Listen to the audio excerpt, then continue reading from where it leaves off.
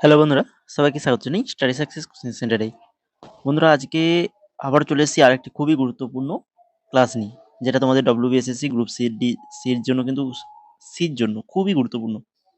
কেন গ্রুপ সির সিলেবাসে দেখবে, নতুন সিলেবাসে একটা টপিক অ্যাড হয়েছে, সেটা হচ্ছে gender awareness, rules and regulations. এর আগে যে এনইপি ছিল, এনইপি নিয়ে কিন্তু আমরা ক্লাস করিয়ে দিয়েছি, দুখানা ক্লাস করিয়েছি, তার নোটসও কিন্তু আমাদের পেড গ্রুপে দেওয়া হয়ে গেছে। তো আজকে আমরা যেটা আলোচনা করবো জেন্ডার অ্যাওয়ারনেসের যেটা রুলস অ্যান্ড রেগুলেশন, এই যে টপিকটা, এই টপিকের উপর আমরা আজকে কিছু গুরুত্বপূর্ণ ক্লাস মানে কোশ্চেনগুলো নিয়ে এসেছি। সেই গুরুত্বপূর্ণ কোশ্চেনগুলো আজকে আলোচনা করব। এটা আমাদের আজকে পার্ট 1, এর পার্ট 2 কিন্তু আসবে, দ্বিতীয় ক্লাসও তোমাদের জন্য আমি করাবো। আর এর নোটস আমাদের পেড গ্রুপে দেওয়া হবে। যারা পেড গ্রুপে জয়েন হতে চাও, তাহলে আমাদের হোয়াটসঅ্যাপ নাম্বার রয়েছে, হোয়াটসঅ্যাপ নাম্বারে মেসেজ করো। মেসেজ করলে ওখানে বলে দেওয়া হবে। এই পেড গ্রুপে জয়েন হতে হলে তোমাদেরকে মাত্র ৪৯ টাকা, ৪৯ টাকায় যেখানে তোমরা এই জিকের সমস্ত নতুন সিলেবাস অনুযায়ী সমস্ত নোটস প্লাস ইংলিশেরও সমস্ত নোটস দেওয়া হবে। অলরেডি গ্রুপে দেওয়া হয়েছে, সেগুলো তোমরা গ্রুপে গেলেই ওগুলো তোমরা ডাউনলোড করে নিতে পারবে, প্রিন্ট আউটও করে নিতে পারবে। ঠিক আছে, মাত্র ৪৯ টাকায়। তো চলো দেখে নিই আজকে ক্লাসের ফার্স্ট কোশ্চেন যেটা রয়েছে, নিম্নলিখিতগুলির মধ্যে কোনটি শ্রেণীকক্ষে একজন শিক্ষক দ্বারা লিঙ্গ গতানুগতিকতার মোকাবিলার জন্য গৃহীত কার্যকর অনুশীলন নয়? নিম্নলিখিতগুলির মধ্যে কোনটা শ্রেণীকক্ষে একজন শিক্ষক দ্বারা লিঙ্গ গতানুগতিকতা মোকাবিলার জন্য গৃহীত কার্যক্রম অনুশীলন নয়? নয় বলেছে, তাহলে সেটা হচ্ছে কোনটা? তো অপশানগুলো একটু দেখো, পড়ো।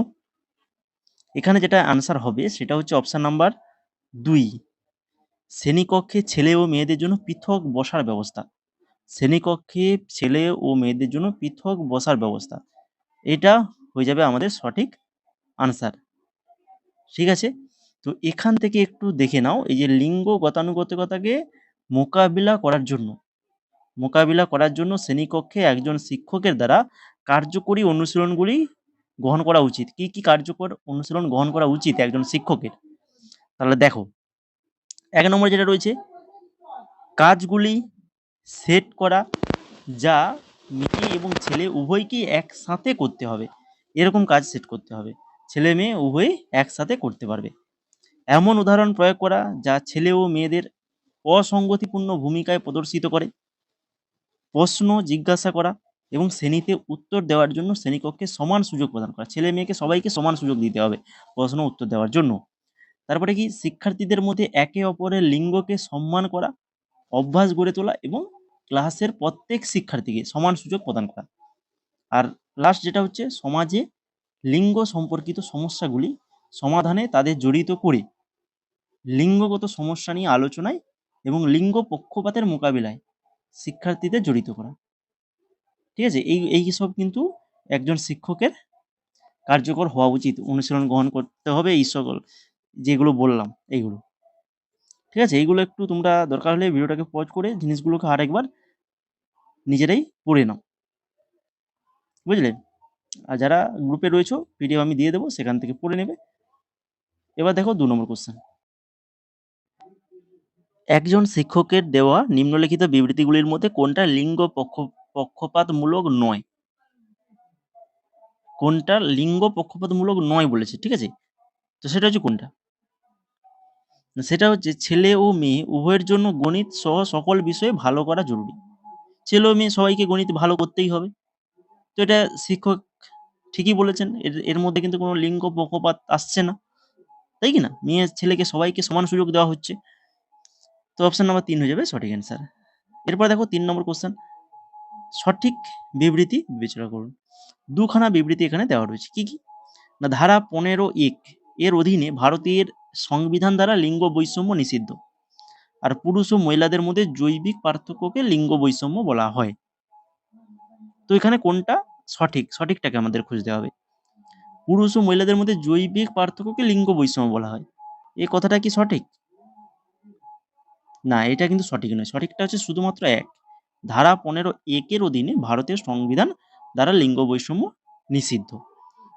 লিঙ্গ বৈষম্য নারী ও পুরুষের মধ্যে জৈবিক পার্থক্য নিয়ে নয়, বরং আমরা তাদের সাথে কিভাবে আচরণ করা হয়, অর্থাৎ তাদের যেভাবে সম্মান দেওয়া হয়, কাজের সুযোগ দেওয়া হয় এবং নিজেকে প্রকাশ করার সুযোগ দেওয়া হয়, ইত্যাদি। সেইভাবেই আমরা 4 নম্বরে দেখো, শ্রেণীকক্ষে আলোচনার সময় শিক্ষক শুধুমাত্র মেয়েদের চেয়ে ছেলেদের দিকে মনোযোগ দেন। তো এটি কিসের একটা উদাহরণ? শ্রেণীকক্ষে একজন শিক্ষক শুধুমাত্র মেয়েদের চেয়ে ছেলেদের দিকে বেশি মনোযোগ দেয়। এটা কিসের একটা উদাহরণ? এটা হচ্ছে লিঙ্গ পক্ষপাত। লিঙ্গ পক্ষপাত চলে আসছে এখানে। মেয়েদেরকে দিকে বেশি মনোযোগ না দিয়ে ছেলেদের দিকে বেশি মনোযোগ দিচ্ছে। তারপর দেখো 5 নম্বর, জাতীয় মহিলা কমিশন কোন সালে জানুয়ারিতে একটা সংবিধিবদ্ধ সংস্থা হিসেবে প্রতিষ্ঠিত হয়? অর্থাৎ জাতীয় মহিলা কমিশন এটা কত সালে প্রতিষ্ঠিত হয়েছিল? 1992, 1999, 1995 না 1989? সঠিক অ্যান্সার অপশন নাম্বার 1, 1992 সালে প্রতিষ্ঠিত হয়েছিল। তারপরে দেখো, জাতীয় মহিলা কমিশন এর প্রধান কাজ কি? এই জাতীয় মহিলা কমিশন যে গঠিত হয়েছিল 1992 সালে, এর প্রধান কাজটা কি? এদের প্রধান কাজ হচ্ছে নারী সংক্রান্ত আইন পরীক্ষা ও সংশোধনের পরামর্শ দেওয়া। নারী সংক্রান্ত আইন পরীক্ষা এবং সংশোধনের পরামর্শ দেওয়া। তারপরে দেখো, বেটি বাঁচাও বেটি পড়াও কোন 3 মন্ত্রকের যৌথ উদ্যোগ? 3টা মন্ত্রকের যৌথ উদ্যোগ কিন্তু এটাই, বেটি বাঁচাও বেটি পড়াও। কোন 3টা মন্ত্রক? না সেটা হচ্ছে মহিলা ও শিশু উন্নয়ন, স্বাস্থ্য ও মানব সম্পদ উন্নয়ন, যেটা বর্তমানে শিক্ষা মন্ত্রক। এরপরে দেখো 8 নম্বর কোশ্চেন, সিআরপিসি। সিআরপিসির কোন ধারায় পুলিশ রিপোর্ট প্রয়োজন যৌতুক হয়রানি অভিযোগে? যৌতুক হয়রানি অভিযোগে যে এই যে এটা হয় সিআরপিসি, এটা কোন ধারায় পুলিশ রিপোর্ট প্রয়োজন? তো এটা হচ্ছে এই যে ধারা 173 ধারা। একজন মহিলা কি সন্তানের সারনেম পরিবর্তন করতে পারেন?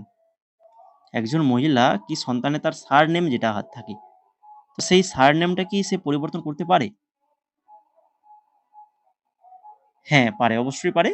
তিনি একমাত্র অভিভাবক যদি হয়, তিনি একমাত্র অভিভাবক হলে তিনি কিন্তু সেটা করতে পারেন। তারপর দেখুন 10 নম্বর, কর্মক্ষেত্রে নারীদের অংশগ্রহণ নিশ্চিত করার দায়িত্ব কোন আইনে রয়েছে? কর্মক্ষেত্রে নারীদের অংশগ্রহণ নিশ্চিত করার দায়িত্ব এটা কোন ক্ষেত্রে রয়েছে? না হচ্ছে প্রসবকালীন সুবিধা আইন। প্রসবকালীন সুবিধা আইনের মধ্যে রয়েছে কর্মক্ষেত্রে নারীদের অংশগ্রহণ। 11 নম্বর দেখো, পিওএসএইচ অ্যাক্ট কোন ক্ষেত্রে প্রযোজ্য? পিওএসএইচ অ্যাক্ট এটা হচ্ছে সব কর্মক্ষেত্রে এই অ্যাক্টটা কিন্তু প্রযোজ্য। পিওএসএইচ এর ফুল ফর্ম কি? Prevention of sexual harassment. এই যে একটা, এটা কিন্তু সব কর্মক্ষেত্রেই এটা প্রযোজ্য। এই কর্মক্ষেত্রে যৌন হয়রানি যেটাকে বলা হয় আর কি, এই কর্মক্ষেত্রে যৌন হয়রানি প্রতিরোধ আইন কোনটা? না যেটা এক্ষুনি বললাম, পিওএসএইচ অ্যাক্ট 2013। পিওএসএইচ অ্যাক্ট 2013। লিঙ্গ সংবেদনশীলতার প্রধান লক্ষ্য কি? আচরণ পরিবর্তন। তারপরে লিঙ্গ সংবেদনশীলতা বলতে বোঝায় কি? লিঙ্গ সংবেদনশীলতা বলতে বোঝায় সকল লিঙ্গের প্রতি সমান সচেতনতা। এক লিঙ্গের প্রতি অপর লিঙ্গের অগ্রাধিকার বা কুসংস্কারকে ড্যাশ বলা হয়। এক লিঙ্গের প্রতি অপর লিঙ্গের অগ্রাধিকার বা কুসংস্কারকে কি বলা হয়? লিঙ্গভিত্তিক পক্ষপাত বলা হয়।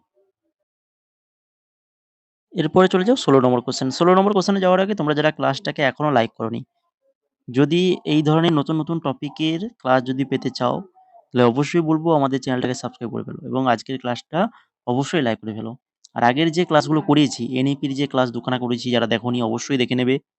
খুবই ভেরি ইম্পর্টেন্ট। ওখান থেকে কিন্তু এক্সামে কিন্তু কোশ্চেন অবশ্যই কমন পাবে। ঠিক আছে? আর আমাদের টেলিগ্রামে চলে যাও, টেলিগ্রামে জয়েন হয়ে যাও। ওখানে তোমরা নতুন জব রিলেটেড তোমাদের আপডেট, তোমাদের এক্সাম রিলেটেড আপডেট এবং যে এই যে রিসেন্ট যেমন হয়ে গেল ওয়েস্ট বেঙ্গল পুলিশের এসআই এবং কনস্টেবলের এক্সাম, তো তারও কিন্তু আমরা এক্সট্রা ডিটেলস দিয়ে প্রত্যেকটা কোশ্চেন আনসার আলোচনা করেছি এবং তার পিডিএফ আমরা টেলিগ্রামে দিয়ে দিয়েছি। তো ওখানে সম্পূর্ণ ফ্রি তোমরা টেলিগ্রামে ওই পিডিএফটা পেয়ে যাবে। ঠিক আছে, অবশ্যই পিডিএফগুলো ডাউনলোড করে নাও, তোমাদের এই ডাব্লিউবিএসএসসি এক্সামের জন্য ভেরি ভেরি ইম্পর্টেন্ট। তো এখন দেখো 16 নম্বর কোশ্চেন, রমেন সংখ্যালঘু শ্রেণীভুক্ত। রমেন একজন ছেলে, সে সংখ্যালঘু শ্রেণীভুক্ত। তো শিক্ষকরা সর্বদা তাকে ক্লাসের সামনে কোনো কারণে ছাড়াই অপমান করে। তো এটা কিসের উদাহরণ?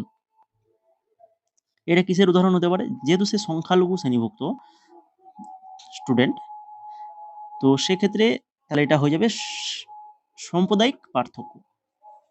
সাম্প্রদায়িক পার্থক্য একটা উদাহরণ এখানে হচ্ছে। এখানে লিঙ্গগত বা লিঙ্গ পক্ষপাত বা সংস্কৃতি পার্থক্য এগুলোর জন্য নয়, এখানে সাম্প্রদায়িক পার্থক্যের মধ্যে পড়ছে। 17 নম্বর দেখো, নিম্নলিখিত কোনটি মেয়েদের স্কুলে ভর্তি না হওয়ার কারণ নয়? মেয়েদের স্কুলে ভর্তি বা না হওয়ার কারণ নয়, তো সেটা কোনটা? কারণ সেটা হচ্ছে মেয়েরা বোকা। তো এর জন্য যে মেয়েরা স্কুলে ভর্তি হবে না, এটা তো হতেই পারে না, তাই কি না? তো ছাত্রাবাসের অভাব, এটা হতে পারে। মেয়েদের কম বয়সে বিয়ে বা কিশোরীদের গৃহস্থালী কাজে জড়িত থাকা, এই কারণে, এই সকল কারণে মেয়েরা স্কুলে ভর্তি হয় না। কিন্তু বর্তমানে সকল ছেলে মেয়ে সবাই তো স্কুলে ভর্তি হচ্ছে, তাই কি না? এগুলো আগে ছিল, এখন বর্তমানে ওই জিনিসটা কিন্তু অনেকখানি কমে গেছে। এরপর দেখো 18 নম্বর, যৌন হয়রানির উদাহরণ। যৌন হয়রানি উদাহরণ কোনটা হতে পারে? প্রশংসা করা, অশ্লীল স্পর্শ, সাধারণ কথা, উপদেশ দেওয়া। তো কারোর প্রশংসা করা সেটা কোনোদিন যৌন হয়রানির মধ্যে পড়বে না, বা সাধারণ কোনো কথাবার্তা বা উপদেশ দেওয়া, কাউকে উপদেশ দিচ্ছে, সেটা কি যৌন হয়রানির মধ্যে পড়বে? কিন্তু অশ্লীল স্পর্শ সেটা কিন্তু যৌন হয়রানির মধ্যে পড়বে। এরপরে দেখো 19 নম্বর, CEDAW সম্পর্কিত। এটা কিসের সাথে সম্পর্কিত বলো? এটা হচ্ছে নারীর প্রতি বৈষম্য বিলোপ। নারীর প্রতি বৈষম্য বিলোপের সাথে সম্পর্কিত। কেন? এর ফুল ফর্মটা জানলেই তোমরা এখানে আনসারটা করতে পারবে। CEDAW ফুল ফর্ম কি না? Convention on the elimination of all forms of discrimination against women. নারীদের প্রতি বৈষম্য বিলোপ, অপশন নাম্বার বি তাহলে আমাদের এখানে সঠিক আনসার। আর আজকের ক্লাসের শেষ কোশ্চেন 20 নম্বর কোশ্চেন, মেয়েদের ন্যূনতম বিবাহযোগ্য বয়স। মেয়েদের ন্যূনতম বিবাহযোগ্য বয়স এখন বর্তমানে যেটা, সেটা হচ্ছে 18 বছর। ছেলেদের ক্ষেত্রে 21, মেয়েদের ক্ষেত্রে 18।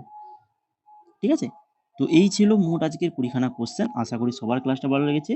আর যারা ক্লাসটাকে লাইক করোনি তো অবশ্যই বলবো লাইক করে দাও, কেন পরবর্তীতে আমাদের পার্ট 2 আসবে। এই জেন্ডার অ্যাওয়ারনেসের পার্ট 2 কিন্তু পরবর্তীতে আসবে। তো তার জন্য ক্লাসটাকে তো লাইক করবেই করবে, তার সঙ্গে চ্যানেলটাকে সাবস্ক্রাইব করে রাখো, তবেই তো ক্লাসটা তোমাদের কাছে নোটিফিকেশনটা যাবে, বা আমাদের টেলিগ্রামে জয়েন করলেও পেয়ে যাবে। আর তোমরা যদি আমাদের পেড গ্রুপে অ্যাড হতে চাও, এই যে আমাদের নোটসগুলো দেখো কী কী প্রোভাইড করা হয়ে গেছে এ পর্যন্ত।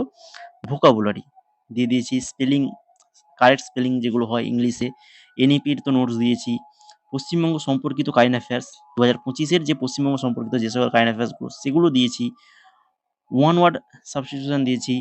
তাছাড়া ইংলিশ পিডিএফ, সমস্ত ধরনের ইংলিশ কোশ্চেন আনসার থাকছে সেখানে। প্রিভিয়াস ইয়ারের ইংলিশ দিয়েছি আলাদাভাবে। নোবেল পুরস্কার 2025 দিয়েছি, ওয়েস্ট বেঙ্গল পুলিশ এসআই দিয়েছি, ভারতের বর্তমান কে কোন পদে আছে। এছাড়া আমাদের যে 8200 প্লাস যে পিডিএফটা রয়েছে, সবচেয়ে বড় পিডিএফ, এর মধ্যে জিকের সমস্ত টপিক অ্যাড রয়েছে। ঠিক আছে, এর মধ্যে কম্পিউটার রয়েছে, সমস্ত কিছু রয়েছে একদম। এখান থেকে তো কোশ্চেন মাস্ট কমন আসবেই আসবে একদম। আর কারেন্ট অ্যাফেয়ার্স 2025-এর তো দেওয়াই আছে, জানুয়ারি সেপ্টেম্বর, আর জানুয়ারি 2024-এর কারেন্ট অ্যাফেয়ার্সগুলো দেওয়া আছে এই বড় পিডিএফের ভিতরে। তো এই সকল পিডিএফ পেয়ে যাবে। আর এই যে জেন্ডার অ্যাওয়ারনেসের এর পিডিএফটাও আমরা দিয়ে দেবো ওখানে, একদম ফুল কমপ্লিট হয়ে যাবে। মাত্র 49 টাকায় এই সকল পিডিএফগুলো তোমরা পাবে, এবং এগুলো ডাউনলোডও করতে পারবে, তোমরা প্রিন্ট আউটও করতে পারবে। এছাড়া আমাদের আরও অন্যান্য পিডিএফ রয়েছে, যেমন আমাদের কেন্দ্রের যে এসএসসি স্টাফ সিলেকশন কমিশন যেটা, তো তারও কিন্তু অনেক পিডিএফ রয়েছে আমাদের কাছে। স্টেনো রয়েছে, এমটিএস রয়েছে, সিএইচএসএল রয়েছে, এনটিপিসি রয়েছে, জিডি রয়েছে। তো এই সকল যে পিডিএফগুলো রয়েছে, এগুলো তোমরাও নিতে পারো। তোমরা যদি প্রিপারেশন নিচ্ছ, তোমরা যদি ফর্ম ফিল আপ করেছো, এক্সাম দেওয়ার জন্য প্রিপারেশন নিচ্ছ, তাহলে এগুলো নিতে পারো। প্রত্যেকটা পিডিএফ এর প্রাইস আমরা এখানে লিখে রেখেছি, দেখতেই পাচ্ছ। ডেমো যদি দেখতে চাও তাহলে আমাদের টেলিগ্রামে চলে যাও, ওখানে ডেমো দেখতে পাবে, বা আমাদের হোয়াটসঅ্যাপ মেসেজ করো, ওখানে আমরা ডেমো দিয়ে দেবো। ঠিক আছে? আর কিভাবে পেমেন্ট করবে সেটা আমাদের হোয়াটসঅ্যাপেই বলে দেওয়া হবে। হোয়াটসঅ্যাপে মেসেজ করলে ওখানে আমরা বলে দেবো, পেমেন্ট করলেই তোমাদেরকে পেড গ্রুপে অ্যাড করে দেওয়া হবে। তোমরা যে পিডিএফ পারচেজ করবে সেই গ্রুপে অ্যাড করে দেওয়া হবে। যদি তুমি জিডির পারচেজ করো তাহলে জিডির গ্রুপে অ্যাড করে দেওয়া হবে। আমাদের যদি স্কুল সার্ভিস কমিশনের 49 টাকা, এটা যদি পারচেজ করো, এটা যদি পেমেন্ট করলে এই গ্রুপে তোমাদেরকে অ্যাড করে দেওয়া হবে। এর সমস্ত কিছু নোটস তোমরা পেয়ে যাবে। ঠিক আছে? তো যদি নিতে চাও তাহলে অবশ্যই মেসেজ করো।